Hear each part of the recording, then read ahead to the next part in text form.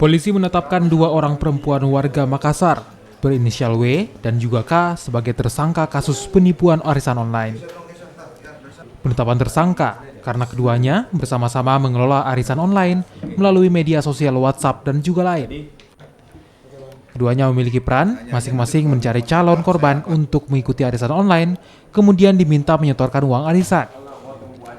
Rata-rata, para korbannya tergiur dengan iming-iming keuntungan yang diberikan. Para korban umumnya menyetor uang dengan jumlah bervariasi, mulai dari jutaan hingga ratusan juta rupiah. Awalnya, keuntungan diberikan kepada korban, namun di tahap berikutnya, uang korban tidak lagi kembali. Kasus penipuan arisan online ini terungkap setelah kepolisian menerima laporan sejumlah korban pada Senin 2 Desember lalu. Dari data sementara, tercatat 51 orang dari berbagai latar belakang profesi menjadi korban dengan jumlah kerugian sebanyak 10 miliar rupiah. Korban jumlahnya sebanyak 51 orang yang sekarang terdatakan.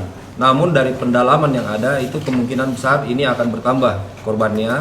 Untuk saat ini 51 orang ini korban, sementara masih beralamat semua di Makassar. Untuk pengembangan informasi kemungkinan ada dari luar Makassar. Nanti akan kita informasikan lebih lanjut lagi. Selain tersangka, polisi juga menyita barang bukti berupa rekening, printout bukti setoran para korban, dan sejumlah handphone. Atas perbuatannya, kedua tersangka dijerat dengan pasal berlapis tentang perbankan, informasi dan transaksi elektronik dengan ancaman di atas 5 tahun penjara.